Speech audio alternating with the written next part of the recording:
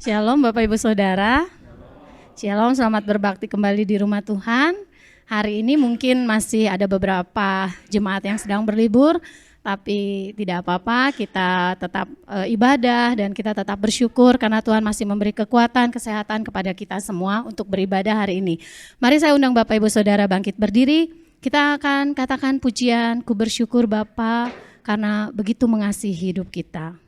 Dan banyak yang sudah Dia perbuat buat kita semua.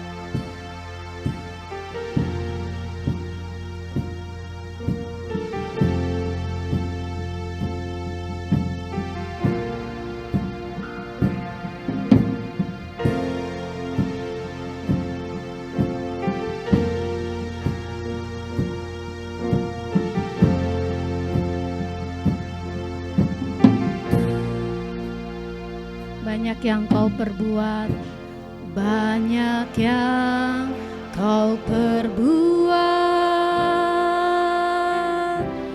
di dalam hidupku. Rancangan indahmu terjadi di hidupku. Bapa yang mengerti segala yang ku perlu. Kasih-Mu sempurna nyata dalam hidupku, nyata dalam hidupku.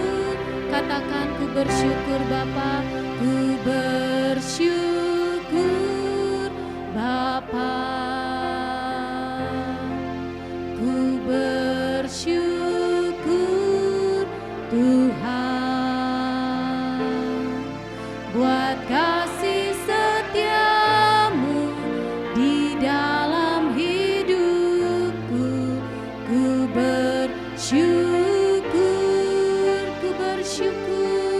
Bapa, ku bersyukur Bapa, ku bersyukur Tuhan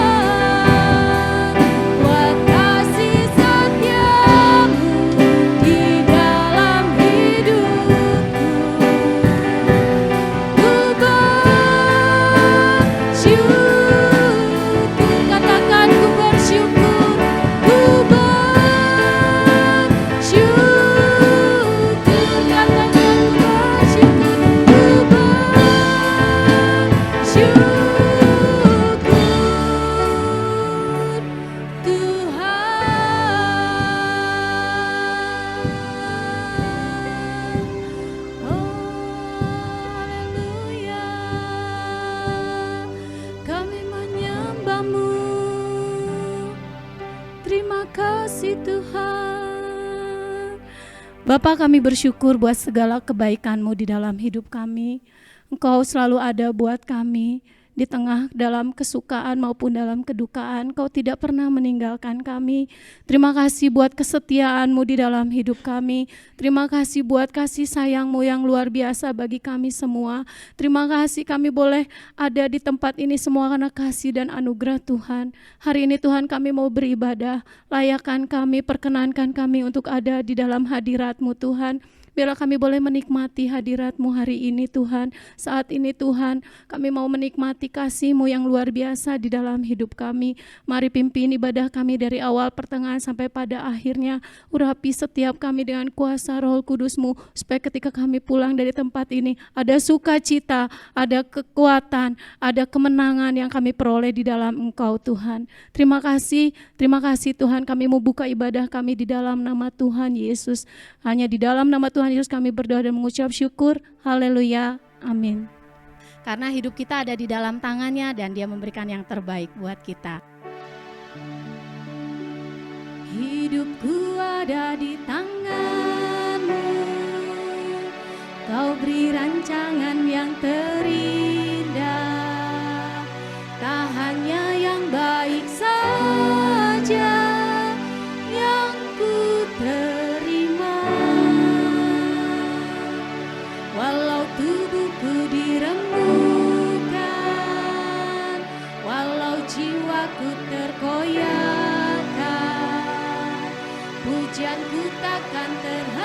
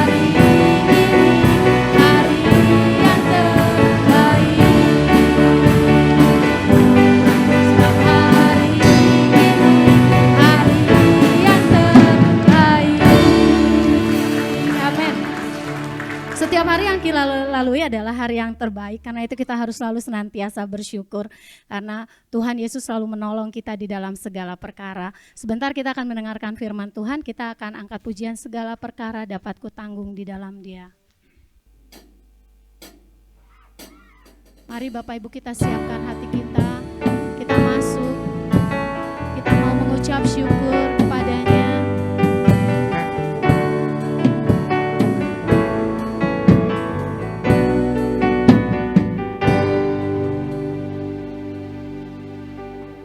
Penolong yang selalu setia, memenuhi keperluanku,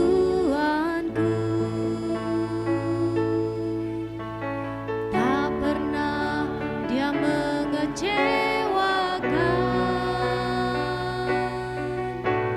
Yesusku tak pernah gagal. Penolong yang selalu setia, penolong yang selalu setia,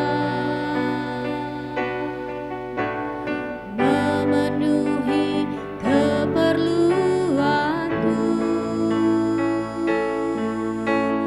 tak pernah Dia mengecewakan.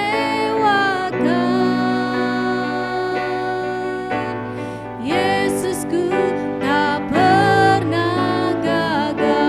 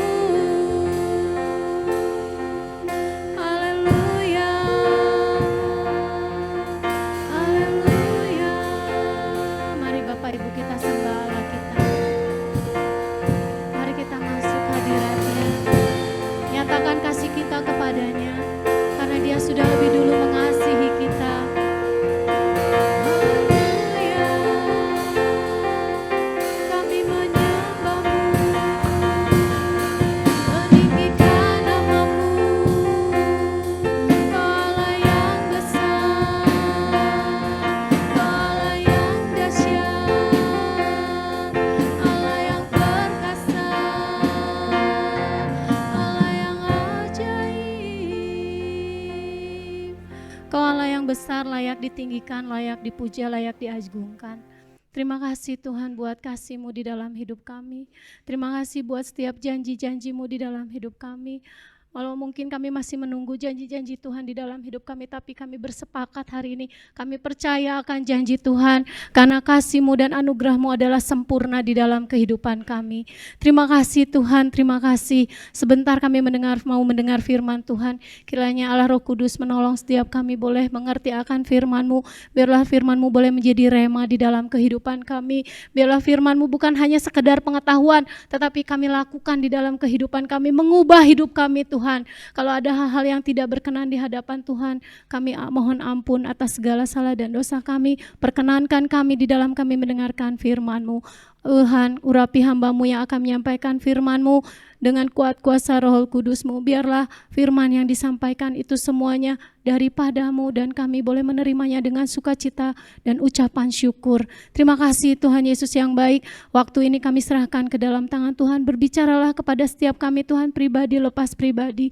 Terima kasih Tuhan Yesus yang baik. Hanya di dalam nama Tuhan Yesus kami berdoa dan mengucap syukur. Haleluya. Amin. Ya, shalom. Bapak Ibu sekalian, puji nama Tuhan. Pagi hari ini kita bisa ada di rumah Tuhan.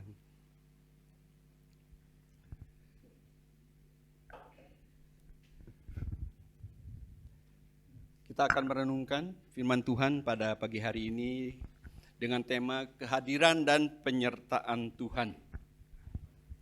Mari kita akan sama-sama membaca di dalam Yohanes pasal yang 21 ayat 1 sampai dengan 14. Saya akan membacakan ayat yang ganjil. Jemaat Tuhan menyambung ayat yang genap sampai dengan ayat ke-14. Perikopnya, Yesus menampakkan diri kepada murid-muridnya di pantai Danau Tiberias. Kemudian Yesus menampakkan diri lagi kepada murid-muridnya di pantai Danau Tiberias. Dan ia menampakkan diri sebagai berikut.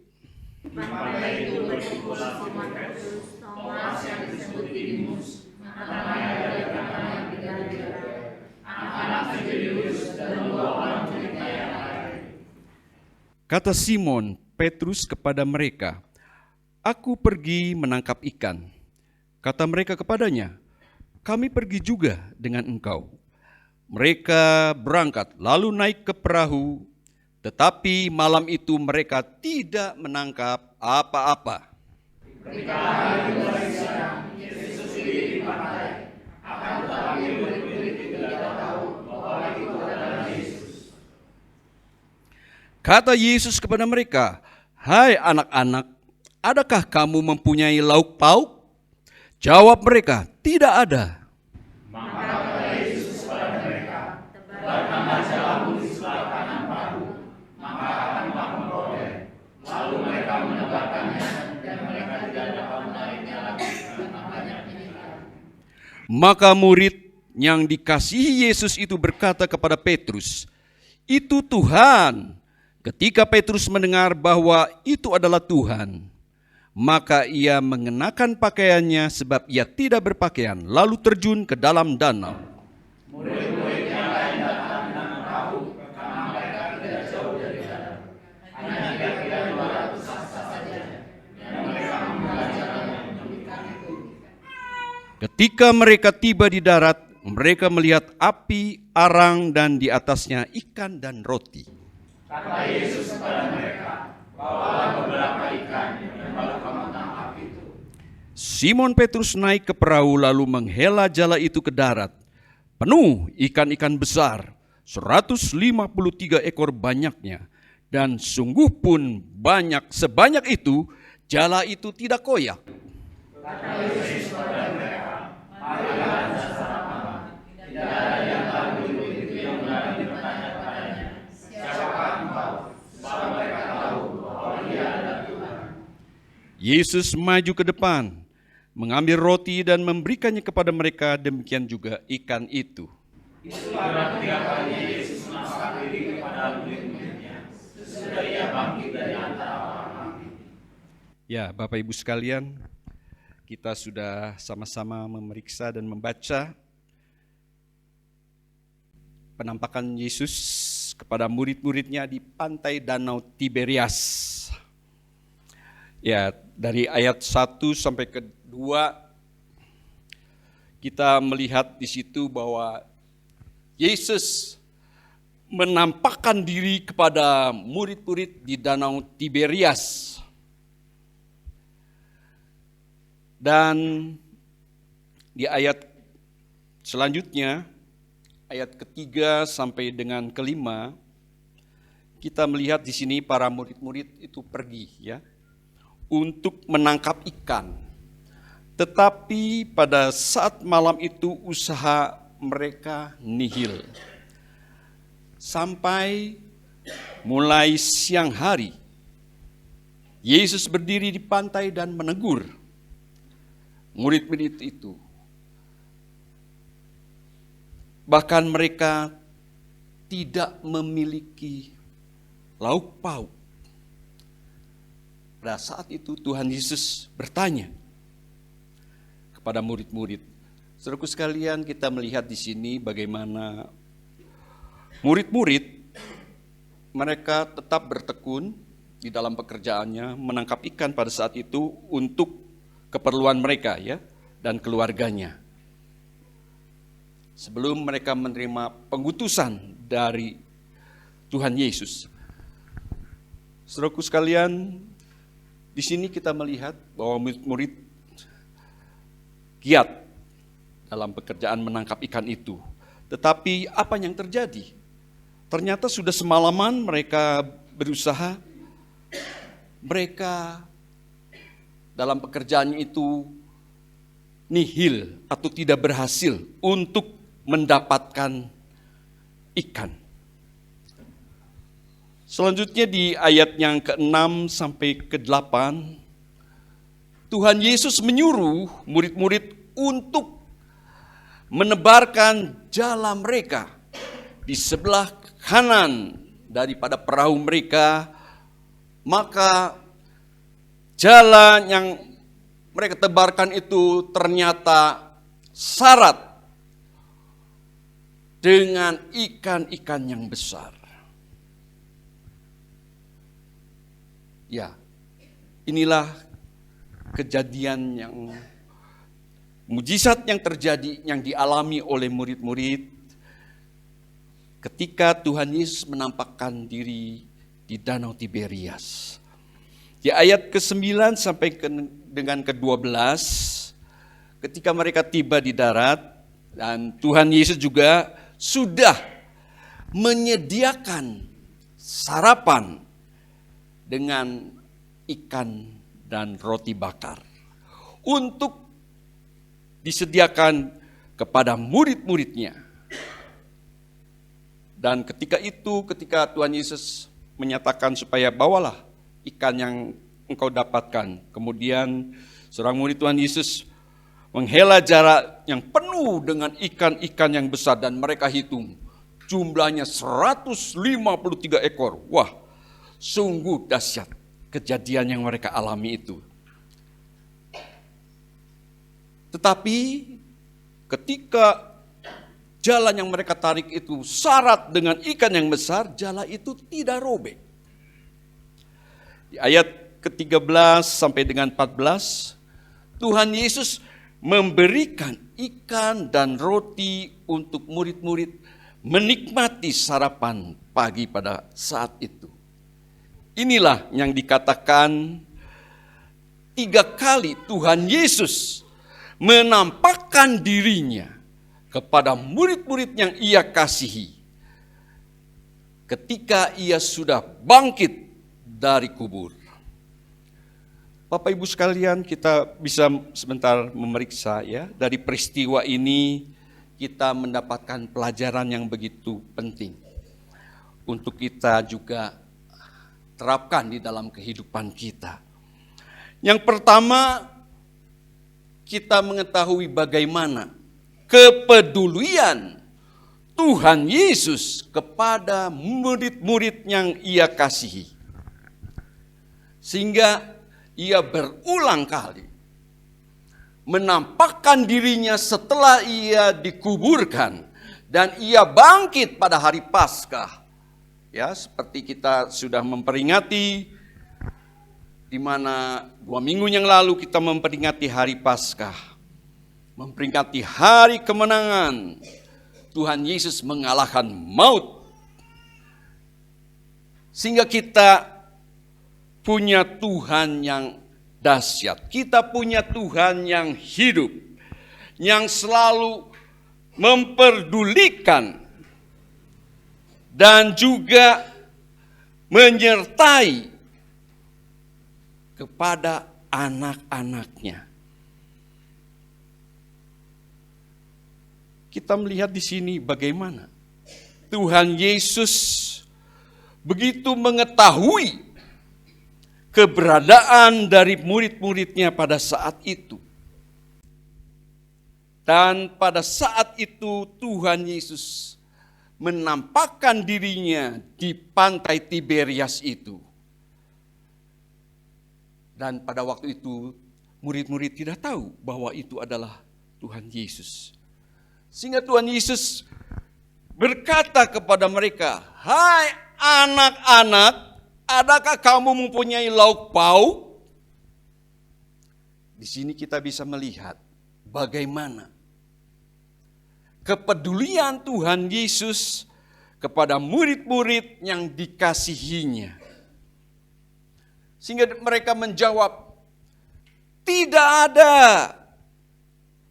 Ternyata mereka tidak mendapatkan ikan.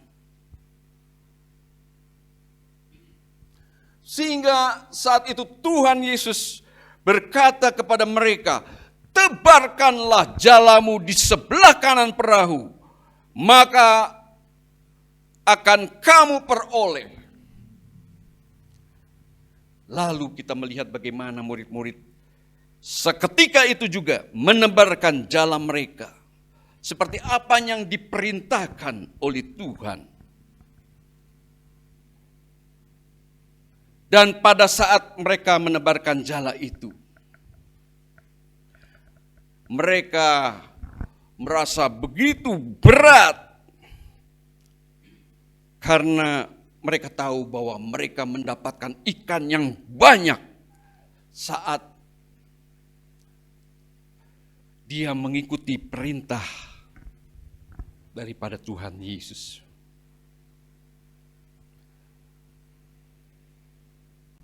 Sehingga ketika Petrus mengetahui bahwa itu adalah Tuhan, maka ia mengenakan pakaiannya dan menceburkan dirinya ke danau itu, menjumpai Tuhan.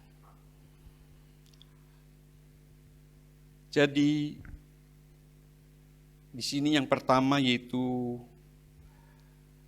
kita melihat bagaimana yang pertama Tuhan begitu memiliki kepedulian kepada murid-murid yang dikasihi. Demikian juga kepada Bapak Ibu sekalian. Karena kita juga adalah anak-anak tebusannya. Ya, Bapak Ibu, sehingga Tuhan selalu mengasihi akan kita semua. Demikian juga seperti yang dialami oleh murid-murid pada saat itu. Tuhan mengasihi mereka. Tuhan tahu bahwa mereka tidak ada lauk pauk. Sehingga Tuhan berseru kepada mereka, "Hai anak-anak, ini yang memberikan contoh." Pada pagi hari ini juga mungkin Tuhan berkata, "Hai anak-anak, apakah kamu mempunyai lauk pauk?"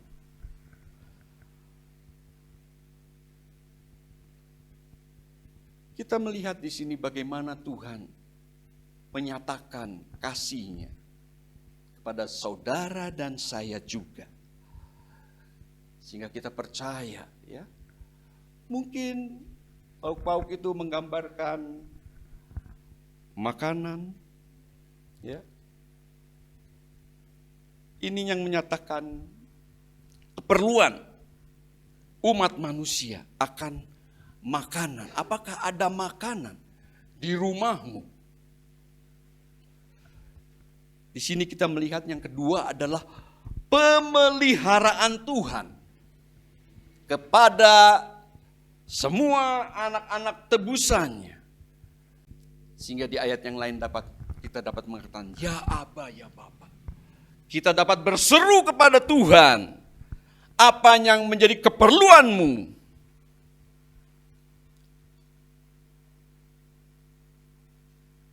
Dan saya percaya, di antara jemaat Tuhan di tempat ini, tidak ada yang mengalami kelaparan secara jasmani. Tidak ada makanan di rumahmu? Atau tidak ada makanan di rumah kita?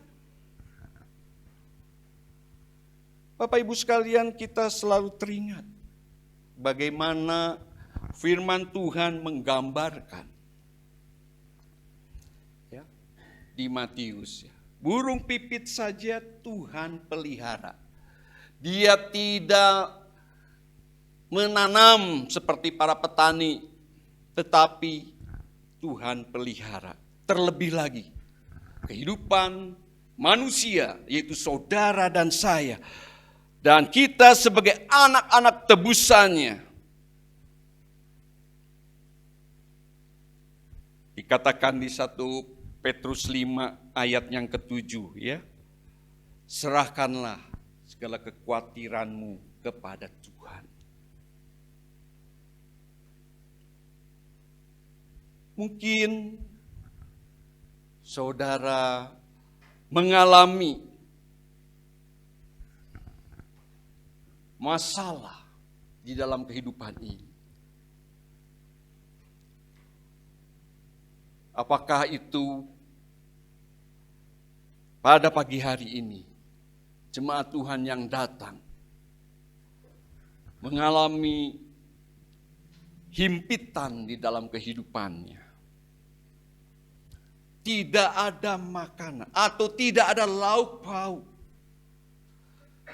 Kebutuhan kita di dalam rumah tangga kita. Mungkin adanya mengalami kesakitan, penderitaan di dalam tubuhnya. Bahkan mungkin ada keluarga kita yang sampai dirawat di rumah sakit karena menderita sakit penyakit. Mari kita mau serahkan semua kekhawatiran kita kepada Tuhan. Karena Dia pemelihara tubuh jiwa kita. Bukan saja secara jasmani, terlebih secara rohani di dalam kehidupan kita. Dia telah memberikan keselamatan buat saudara dan saya. Jiwa kita ditebus oleh darah Kristus yang mahal, yang baru saja kita peringati pada hari kematian Tuhan Yesus, Jumat Agung beberapa waktu yang lalu.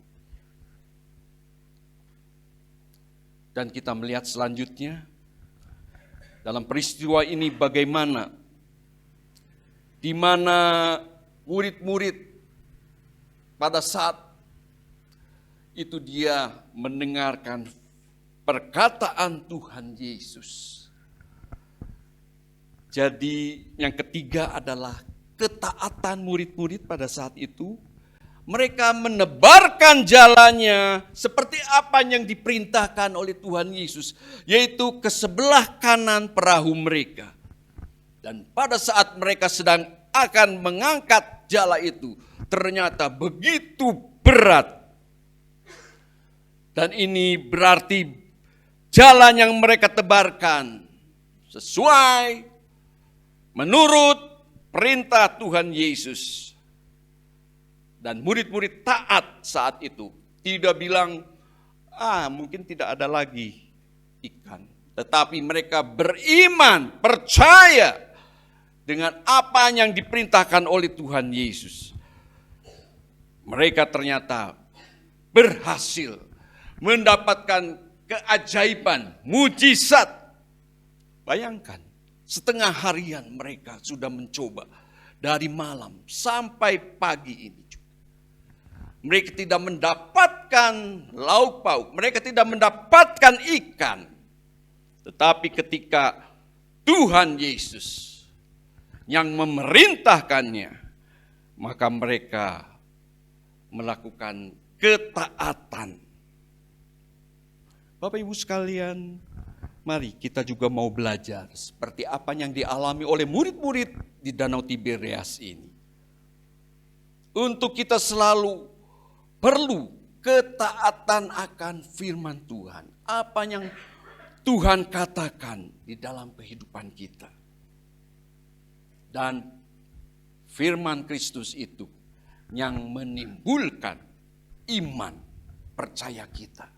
Ya, Bapak Ibu sekalian, oleh karena itu mari kita mau belajar dalam peristiwa ini. Sehingga murid-murid pada saat itu mereka terbelalak.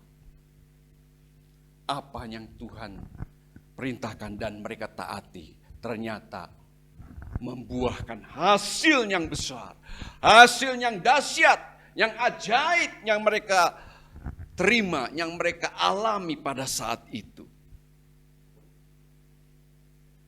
Mari kita mau perlu belajar tentang ketaatan akan firman Tuhan ini. Ya, Bapak Ibu sekalian, jangan kita hanya membaca firman Tuhan. Jangan kita hanya saat kita beribadah, kita mendengar firman Tuhan, tetapi kita tidak melakukannya.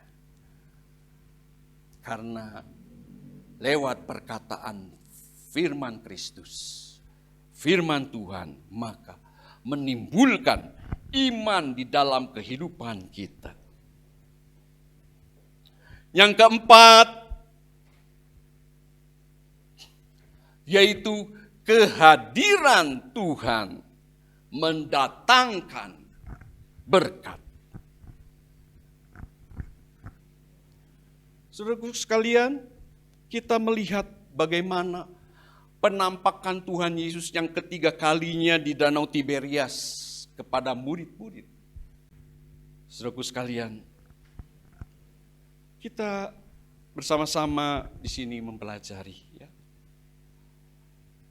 bagaimana pentingnya kehadiran Tuhan di dalam hidupmu.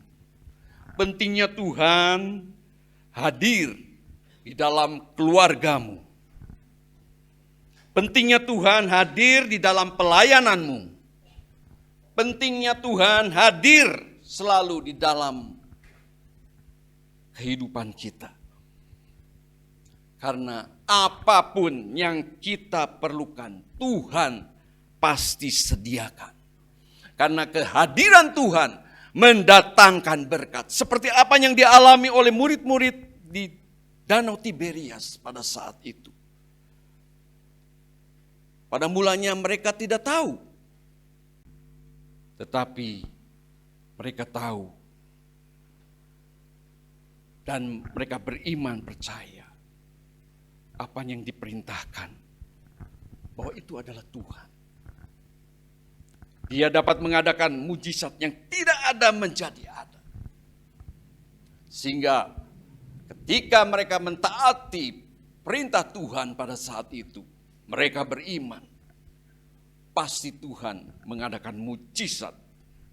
Benar saja, ketika mereka menebarkan jalannya ke sebelah kanan kapal, maka begitu berat jalan yang akan mereka tarik. Sehingga mereka minta bantuan murid-murid yang lain. Saudaraku, pada pagi hari ini mungkin di antara Bapak Ibu sekalian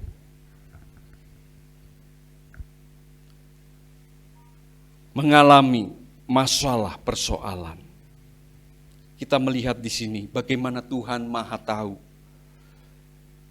Tuhan mendatangkan berkat bagi murid-murid pada saat itu ketika mereka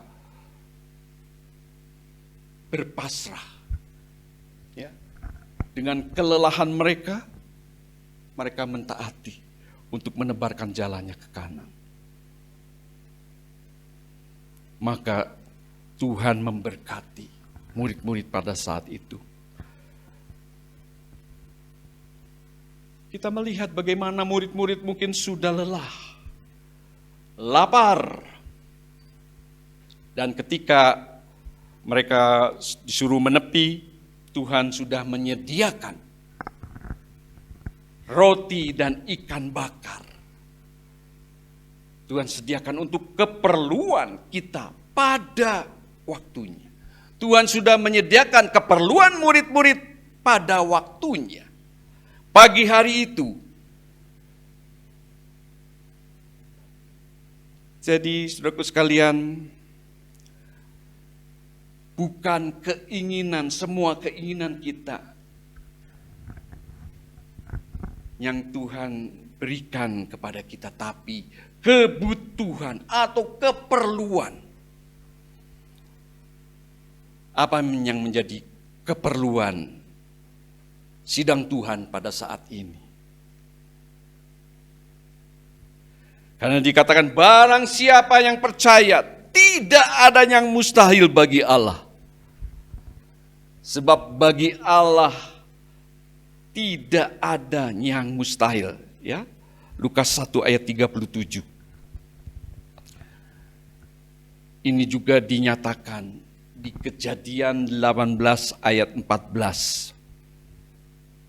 Ketika Abraham dijanjikan keturunan.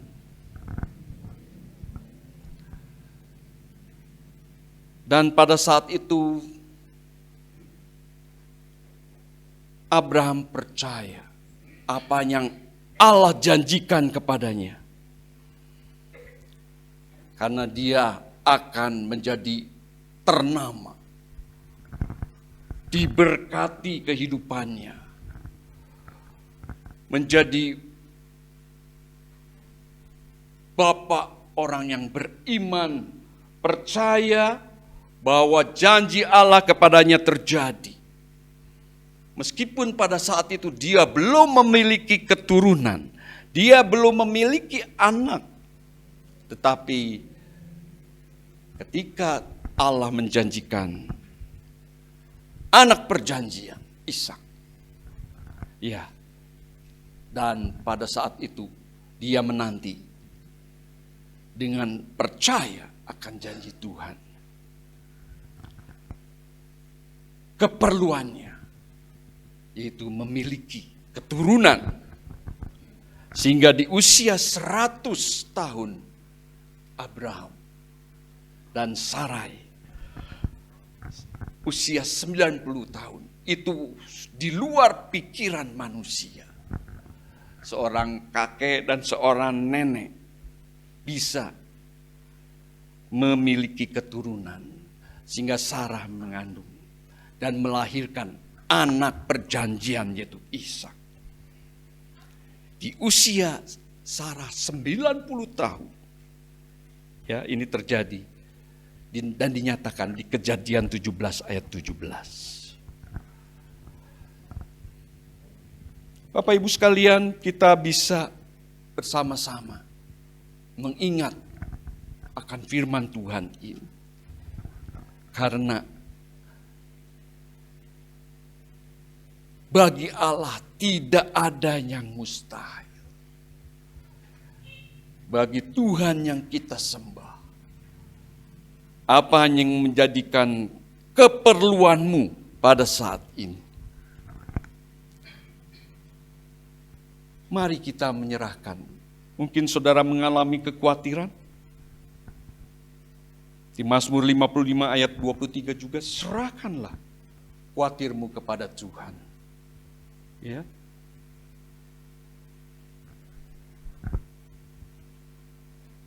Maka Ia akan memelihara engkau. Kita akan baca saja Mazmur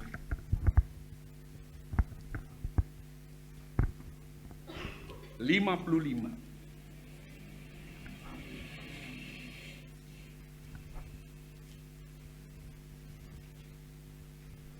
Mazmur 55 ayat ke-23. Serahkanlah khawatirmu kepada Tuhan, maka Ia akan memelihara engkau. Ya, ayat selanjutnya itu juga mengatakan tidak untuk selama-lamanya. Dibiarkannya orang benar itu goyah. Bapak Ibu sekalian adalah orang-orang yang sudah dibenarkan oleh darah Kristus. Jika kita mengalami kekhawatiran, mari serahkanlah kepada Tuhan. Mungkin di dalam pekerjaan, di dalam usaha, kita mengalami kerugian, kita mengalami masalah, di dalam mendidik anak, di dalam keluarga kita, serahkan semua kepada Tuhan. Karena kehadiran Tuhan di dalam kehidupanmu, di dalam kehidupan keluargamu, Tuhan akan mendatangkan berkat. Mari Bapak Ibu sekalian, pada pagi hari ini kita boleh diingatkan kembali akan firman Tuhan yang indah, yang menguatkan, meneguhkan pengiringan kita kepada Tuhan. Jangan sampai ketika kita mengalami masalah, ketika kita ada di dalam kekurangan, tidak ada lauk pauk di dalam keluargamu, berserulah kepada Tuhan. Dan saat kita membaca firman Tuhan, maka firman Kristus itu yang membangkitkan iman kita. Sehingga kesimpulannya yaitu kehadiran Tuhan dan penyertaannya melalui Roh Kudus yang ada di dalam kehidupan saudara dan saya, itu mendatangkan berkat jasmani dan berkat rohani. Ya, kita tidak berbicara berkat jasmani, kita terlebih berbicara berkat rohani, yaitu keselamatan jiwa kita. Itulah yang menjadi utama bagi kehidupan saudara dan saya di muka bumi ini. Otomatis saat kita hidup di dalam kebenaran firman Tuhan, maka berkat jasmani itu menjadikan bonus buat kehidupan Bapak Ibu sekalian. Terlebih lagi, berkat rohani yaitu keselamatan jiwa kita. Itulah yang menjadi tujuan kehidupan kita di dunia ini. Karena lewat dari kehidupan kematian, kita memiliki kehidupan yang kekal bersama dengan pencipta kita, Yesus Kristus, yang mengasihi saudara dan saya. Amin. Tuhan memberkati kita semua. Bapa di dalam surga, pada kesempatan saat ini kami bersyukur kami bisa memuji dan mengagungkan Tuhan. Kami percaya semuanya boleh menyenangkan hati-Mu Tuhan. Berkati saudara-saudara kami semua yang sudah bertugas di dalam pelayanan mereka, pakai untuk tetap setia melayan dan mengiring Tuhan. Kami juga bersyukur untuk hamba-Mu Bapak Gembala yang sudah menamburkan firman Tuhan kepada kami, mengingatkan kami berterima kasih punya Tuhan yang hidup, yang senantiasa memberkati kami, yang senantiasa menolong kami, dan sungguh bagi Tuhan tidak ada yang mustahil. Oleh karena itu kalau hari ini ada di antara kami yang datang di dalam keadaan sakit, atau keluarga kami sedang sakit, kami bawa kepada Tuhan di dalam nama Tuhan Yesus. Tuhan memberikan kesembuhan. Kalau ada di antara kami dalam masalah pergumulan kehidupan kami, biarlah Tuhan yang membukakan jalan bagi kami. Kami percaya tidak ada yang mustahil di hadapan Tuhan. Kalau ada di antara kami sedang berkekurangan, Tuhan sendiri yang akan memberkati kami dengan kecukupan dan berkat-berkat jasmani terlebih rohani Tuhan berikan di dalam kehidupan kami. Bapa, kami juga berdoa bagi sidang jemaat Tuhan, segala usaha, segala pekerjaan, dari pribadi demi pribadi, keluarga demi keluarga, Tuhan yang akan memberkati. Kami percayakan anak-anak kami, cucu-cucu kami Tuhan, di dalam sekolah, di dalam pendidikan, kuliah mereka, berkatilah mereka, dan pertumbuhan mereka di dalam Tuhan. Biarlah mereka menjadi generasi-generasi yang Tuhan akan pakai kelak di kemudian hari, boleh memenangkan banyak jiwa guna hormat, kemuliaan, dan kebesaran nama Tuhan. Bapa, kami juga berdoa Tuhan, bagi bangsa dan negara kami, biarlah Tuhan yang akan memberkati, baik pemerintah di pusat maupun daerah. Biarlah keamanan terjadi Tuhan di tempat kami masing-masing dimanapun kami berada. Kemurahan Tuhan boleh menyertai bangsa Indonesia. Bapa, sebentar kami mau pulang sertai perjalanan kami. Yang jauh maupun dekat lindungi kami. Sampaikan kami di rumah kami masing-masing dengan selamat dalam pimpinan dan penyertaan Tuhan. Tangan-tangan yang berkorban memberikan persembahan yang mengembalikan miliknya Tuhan, Tuhan juga akan memberkati dengan berkat yang berlimpah. Terima kasih Bapa, inilah doa kami kepada Tuhan. Kami sungguh percaya Tuhan, setiap kami yang hadir dan yang ada di rumah yang sedang ibadah online, kami semua sudah diberkati oleh Tuhan. Terpujilah namamu, segala puji, hormat, dan syukur kami naikkan kepada Tuhan yang mengasihi hidup kami. Saudara-saudara yang dikasihi Tuhan, terimalah berkat dan damai sejahtera daripada Allah Bapa di surga, kasih karunia dan rahmat daripada Tuhan Yesus yang tak berkesudahan, dan persekutuan Allah Roh Kudus akan menyertai hidup kita semua mulai saat hari ini bahkan sampai selama-lamanya. Yang percaya katakan bersama, amin. Tuhan memberkati.